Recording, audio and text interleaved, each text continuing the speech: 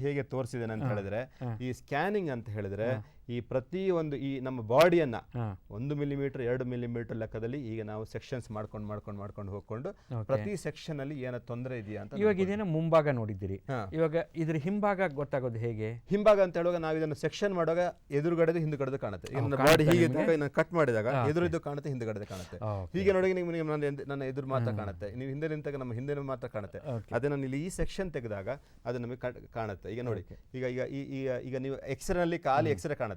ಇದ್ರೆ ಈ CT scan ಅಲ್ಲಿ ಏನು ಕಾಣುತ್ತೆ? ಈಗ ನಿಮಗೆ ಬ್ರೈನ್ ಕಾಣಿಸುತ್ತೆ, ಇಲ್ಲಿ ಬ್ರೈನ್ ಕಾಣಿಸುತ್ತೆ.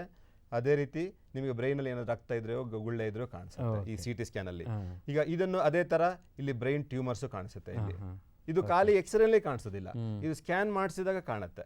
ಈಗ ಇದೊಂದು MRI ಸ್ಕ್ಯಾನ್ ಅಲ್ಲಿ ಏನ್ ಕಾಣಿಸುತ್ತೆ? ನಮಗೆ ಪ್ರತಿಯೊಂದು ನರಗಳು ಹೇಗೆ ಇಲ್ಲಿ ಹೋಗುತ್ತೆ, ಬ್ರೈನ್ ಅಲ್ಲಿ ನರಗಳು ಹೇಗೆ ಹೋಗುತ್ತೆ ಅಂತ ಕಾಣುತ್ತೆ.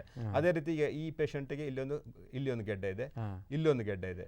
ಇದು ನೋಡಿ ಎಷ್ಟು ದೊಡ್ಡದಾಗಿದೆ. ನೀವು ಈ ತರ ಈ ಗಡ್ಡೆಗಳು ತೆಗೆದಾಗ ಮನುಷ್ಯನ ಕೆಲವೊಂದು ಆಕ್ಷನ್ಸ್ ಎಲ್ಲ ವೇರಿ ಆಗ್ಬಿಡ್ಬೋದಾ? ಹೌದು, ಈಗ ಬ್ರೈನ್ ಅಲ್ಲಿ ಹಾಗೆ ಆಗುತ್ತೆ. ಈಗ ನೋಡಿ, ನಾವು ಹೆಲ್ತ್ ಚೆಕ್ಅಪ್ ಮಾಡುವಾಗ ನಾವು ಬ್ರೆಸ್ಟ್ ಕ್ಯಾನ್ಸರು, ಲಂಗ್ ಕ್ಯಾನ್ಸರು, ಈ ಇಂಟೆಸ್ಟೈನಲ್ ಕ್ಯಾನ್ಸರ್ ಅಂತ ತಲೆಗೆ ಅಷ್ಟು ನಾವು ಚೆಕ್ಅಪ್ ಮಾಡೋದಿಲ್ಲ. ಯಾಕಂತ ಹೇಳಿದ್ರೆ ತಲೆಯಲ್ಲಿ ಸಣ್ಣ ಗುಳ್ಳೆ ಆದಾಗಲೇ ಸಿಂಪ್ಟಮ್ಸ್ ಬಂದ್ಬಿಡುತ್ತೆ. ಯಾಕಂದ್ರೆ ಪ್ರತಿಯೊಂದು ಜೀವಕಣವು ಅಲ್ಲಿ ತುಂಬಾ ಇಂಪಾರ್ಟೆಂಟ್ ಆಗಿರುತ್ತೆ. ಅದೆಲ್ಲ ಒಂದು ನಮ್ಮ ಕೈ, ಬೆರಳು, ಮೂಗು, ಹೀಗೆ ಅದನ್ನ ಕಂಟ್ರೋಲ್ ಮಾಡ್ತಾ ಇರ್ತದೆ. ಅಲ್ಲಿ ಏನೋ ಒಂದು ಕೈ ನಡೆಯುವುದಿಲ್ಲ ಅಥವಾ ಒಂದು ಕಾಲು ನಡೆಯುವುದಿಲ್ಲ ಅಂತ ಹೇಳುವಾಗ ಅಲ್ಲಿ ಸಣ್ಣದೊಂದು ಇದೆ ಅಂತ ಅರ್ಥ. ಸೊ ನಮಗೆ ಬೇಗ ಗೊತ್ತಾಗುತ್ತೆ ಅದು. ಆ ಕೂಡಲೇ ನಾವು CT ಸ್ಕ್ಯಾನೋ MRI ಮಾಡಿಬಿಟ್ಟು ಕಳಿಸ್ತೇವೆ. ಈಗ ನೋಡಿದ ಮೇಲೆ ಈಗ ಇಲ್ಲಿ ಈ ಮತ್ತೆ ಇದು ಅಲ್ಲದೆ ಈಗ ನಾವು ಈಗ MRI ಅಲ್ಲಿ ನಾವು ಈ ಬ್ರೈನ್ ಅಲ್ಲಿ ಗುಳ್ಳೆ ಕಂಡಾಗ ಅಥವಾ ಗಡ್ಡೆ ಕಂಡಾಗ ಅದನ್ನು ಫುಲ್ ತೆಗಿಲಿಕ್ಕೂ ಆಗೋದಿಲ್ಲ. ಯಾಕಂತ ಹೇಳಿದ್ರೆ it controls money vital parts. So ನಾವು ಅದಕ್ಕೆ ವಿಕಿರಣ ಚಿಕಿತ್ಸೆ ಅಂತ ಹೇಳ್ತೇವೆ. ಈಗ ವಿಕಿರಣ ಚಿಕಿತ್ಸೆ ಕೊಡುವಾಗಲೂ ಹಾಗೆ ತುಂಬಾ ಇಂಪಾರ್ಟೆಂಟ್ ಈ ನರಗಳನ್ನು ನಾವು ಬಿಟ್ಟು ವಿಕಿರಣ ಚಿಕಿತ್ಸೆ ಕೊಡ್ತೇವೆ. ಸೊ ನಮಗೆ ಈಗ ಈಗ ಈ ಗೆಡ್ಡೆ ಈ ಮೇನ್ ನರಗಳನ್ನು ಇನ್ವಾಲ್ವ್ ಆಗಿದೆ ಅಂತ ಹೇಳಿದ್ರೆ ನಾವು ಅಲ್ಲಿ ವಿಕಿರಣ ಕೊಡೋದೇ ಇಲ್ಲ, ಈಚೆಗೆ ಕೊಟ್ಬಿಡ್ತೇವೆ. ಈ ಗೆಡ್ಡೆ ಇಟ್ ಹ್ಯಾಸ್ ನಾಟ್ ಇನ್ವಾಲ್ವ್, ಇದು ಇಂಪಾರ್ಟೆಂಟ್. ಇವಾಗ ಇದೆಲ್ಲ ಹೇಳಿದ್ದು ತಪಾಸಣೆಗಳ ಮುಖಾಂತರ ನಾವು ಕಂಡುಹಿಡಿಬಹುದು ಅಂತ. ಹೌದು. ಈ ತರ ತಪಾಸಣೆಗಳು ಮಾಡಿಸ್ಕೊಳ್ಳೋದ್ರಿಂದ ಏನು ಡಿಸ್ಅಡ್ವಾಂಟೇಜಸ್ ಏನಾದ್ರು ಇದೆಯಾ? ಈಗ ತಪಾಸಣೆ ಕಾಣಿಸುವ ಡಿಸ್ಅಡ್ವಾಂಟೇಜ್ ಅಂದರೆ, ಮುಖ್ಯವಾದ ಡಿಸ್ಅಡ್ವಾಂಟೇಜ್ ಅಂತ ಹೇಳಿದರೆ, ಈಗ ಏಜ್ ಆದಾಗ ಬರುವಂಥ ಸಣ್ಣ ಸಣ್ಣ ಪ್ರಾಬ್ಲಮ್ಸು, ಅದು ಕ್ಯಾನ್ಸರ್ ಇಲ್ಲದೇ ಇರ್ಬೋದು, ಅದು ತಪಾಸಣೆ ಮಾಡುವಾಗ ಕಂಡು ಬರುತ್ತೆ. ಆಗ ಡಾಕ್ಟರ್ ನೋಡಿರೋ ಡಾಕ್ಟರ್ಗೆ ಅದನ್ನು ಸುಮ್ಮನೆ ಇಲ್ಲ ಅಂತ ಹೇಳಲಿಕ್ಕೆ ಆಗೋದಿಲ್ಲ. ಆಗ ನಾವು ಏನಾದರೂ ಹೇಳಬೇಕಾಗತ್ತೆ, ಅದು ಹಾನಿಕಾರಕವಲ್ಲದೆ. ಅಲ್ಲ, ಇದರಿಂದ ಈ ಥರ ಟೆಸ್ಟ್ ಮಾಡಿಸ್ಕೊಳ್ಳೋದ್ರಿಂದ ಏನಾದರೂ ರೇಡಿಯೇಷನ್ ಪ್ರಾಬ್ಲಮ್ಸ್ ಏನಾದರೂ ಇರುತ್ತಾ? ಹೌದು, ಅದರಿಂದ ಅಫೆಕ್ಟ್ ಆಗುವಂಥದ್ದು. ಈಗ ಎಕ್ಸ್ರೇ ಟೆಸ್ಟ್ ಅಲ್ಲಿ ರೇಡಿಯೇಷನ್ ಬರುತ್ತೆ, MRI ಟೆಸ್ಟ್ ಅಲ್ಲಿ ಏನು ರೇಡಿಯೇಷನ್ ಬರೋದಿಲ್ಲ. ಎಕ್ಸ್ರೇ ನಲ್ಲಿ ರೇಡಿಯೇಷನ್ ಪ್ರಾಬ್ಲಮ್ ಬರುತ್ತೆ, ಅದನ್ನು ಜಾಸ್ತಿ ಎಕ್ಸರ್ಸೈಸ್ ತೆಗಿಬಹುದು. ಅದ್ರ ಅಲ್ಟ್ರಾಸೌಂಡ್ MRI. ಹಾಗಾದ್ರೆ ನೀವು ನಮಗೆ ಕೊನೆಯದಾಗಿ ನಮ್ಮ ವೀಕ್ಷಕರಿಗೆ ಏನು ಕಿವಿ ಮಾತು ಹೇಳ್ತೀರಿ? ಈಗ ಕಿವಿ ಮಾತು ಅಂತ ಹೇಳೋದು ಅಂತ ಹೇಳಿದ್ರೆ, ಈಗ ಕ್ಯಾನ್ಸರ್ ಬರೋದು ತುಂಬ ಅದನ್ನು ಪತ್ತೆ ಹಚ್ಚುವುದು ಲೇಟ್ ಆಗೋದ್ರಿಂದ ಆದಷ್ಟು ನಾವು ತುಂಬ ಕೇರ್ಫುಲ್ ಆಗಿರಬೇಕು.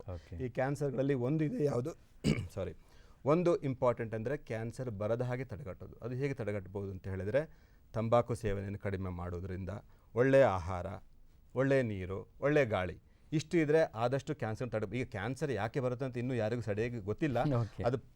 ಅದನ್ನು ಪಿನ್ ಪಾಯಿಂಟ್ ಆಗಿ ಇದೇ ರೀತಿ ಬರುತ್ತೆ ಅಂತ ಹೇಳಲಿಕ್ಕಾಗೋದಿಲ್ಲ. ಆದರೆ ಇನ್ನೂ ಒಂದು ಇದೆ, ಕ್ಯಾನ್ಸರನ್ನು ಕಂಟ್ರೋಲ್ ಮಾಡುವ ರೋಗ ನಿರೋಧಕ ಶಕ್ತಿಯನ್ನು ನಾವು ಬೆಳೆಸ್ಕೊಳ್ಬೇಕು. ಆ ರೋಗ ನಿರೋಧಕ ಶಕ್ತಿ ಬೆಳೆಸ್ಕೊಳ್ಳೋದು ಹೇಗೆ ಅಂತ ಹೇಳಿದರೆ, ಅದು ಹೇಗೆ ಅಂತ ಹೇಳ್ತಾರೆ, ರೋಗ ನಿರೋಧಕ ಶಕ್ತಿ ಯಾರು ಜಾಸ್ತಿ ನಗುತ್ತಾನ, ಯಾರು ಜಾಸ್ತಿ ಸಂತೋಷವಾಗಿರ್ತಾನ, ಯಾರು ಇನ್ನೊಬ್ಬರಿಗೆ ಹಾಳು ಮಾಡೋದಿಲ್ಲೋ, ಯಾರು ಕೆಟ್ಟದನ್ನು ಆಲೋಚಿಸೋದಿಲ್ಲೋ, ಅವನ ಮನಸ್ಸಿನಲ್ಲಿ ಈ ರೋಗ ನಿರೋಧಕ ಶಕ್ತಿ ಜಾಸ್ತಿ ಆಗುತ್ತೆ. ಭಾಳ ಸಂತೋಷ ಡಾಕ್ಟ್ರೆ.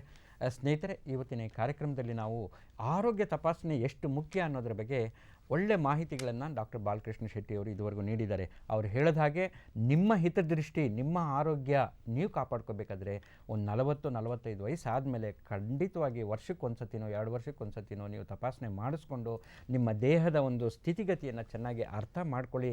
ಏನೇ ತೊಂದರೆ ಇದ್ದರೂ ಆದಷ್ಟು ಪ್ರಥಮ ಹಂತದಲ್ಲಿ ಅದಕ್ಕೆ ಚಿಕಿತ್ಸೆಗಳು ಲಭ್ಯ ಇದೆ ಅಂತಕ್ಕಂಥ ಮಾಹಿತಿಯನ್ನು ಕೊಟ್ಟಿದ್ದಾರೆ. ಇಷ್ಟು ಮಾಹಿತಿಯನ್ನು ನೀಡಿದಂಥ ಡಾಕ್ಟರ್ ಬಾಲಕೃಷ್ಣ ಶೆಟ್ಟಿ ಅವರಿಗೆ ನಿಮ್ಮೆಲ್ಲರ ಪರವಾಗಿ ನಾನು ಅನಂತ ವಂದನೆಗಳನ್ನು ತಿಳಿಸ್ತೇನೆ. ನಮಸ್ಕಾರ. ನಮಸ್ಕಾರ.